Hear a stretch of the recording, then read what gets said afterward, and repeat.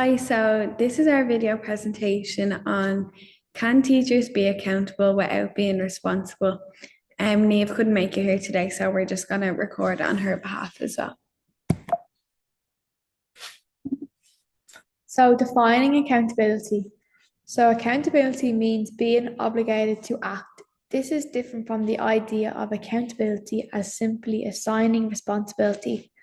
Someone can be held strictly accountable for an action even if it's not entirely voluntary. A teacher's responsibility refers to their responsibility for students and their learning progress.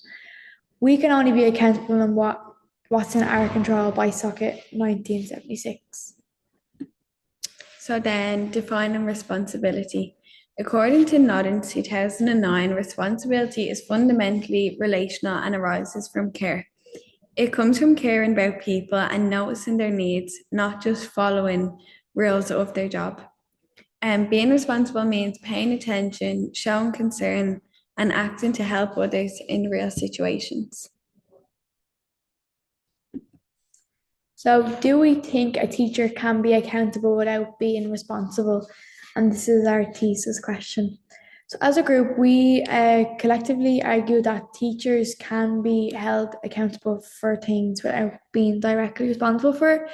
An example of this we came up with it was teachers may be held accountable for their students' performance during a test, even though they aren't responsible for that student's motivation and if the students studied for the test. While it can feel good for teachers to know they can make a positive difference in children's lives, it can also put a heavy and sometimes overwhelming responsibility on them. So then why should teachers be accountable for things that they aren't responsible for?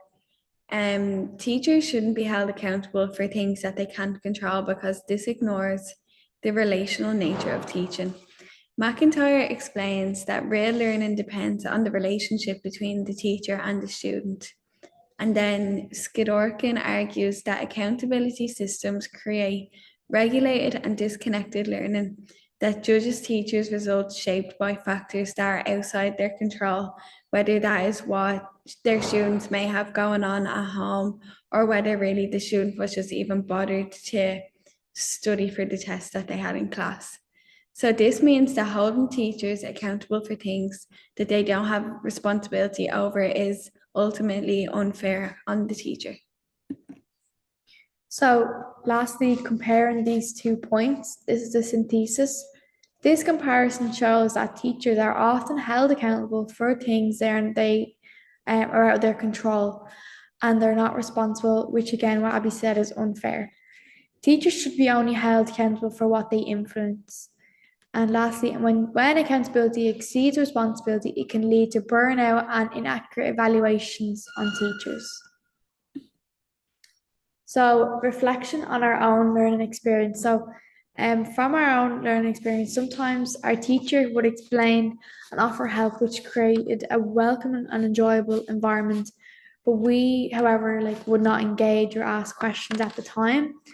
And I, at the time, you think that it's the teacher's responsibility for someone's own learning progression when it's really down to the student and it's their responsibility for asking questions, engaging and focusing not only on the teacher. So I feel like especially in school, like if you didn't study for a test or whatever, you feel like it's down to the teacher, but it's not.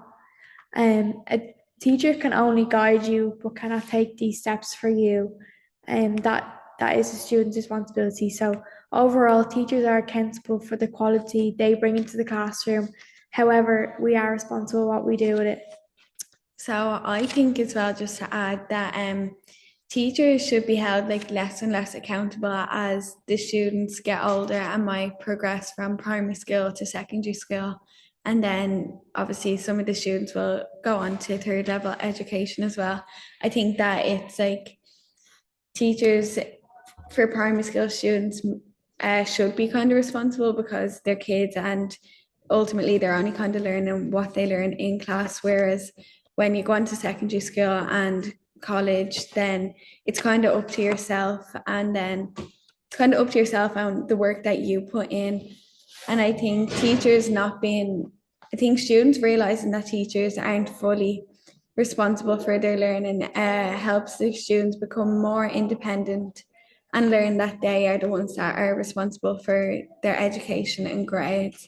And this helps the students become more disciplined and motivated with their education. So these are just the references that we use. So thank you for Thank listening. you.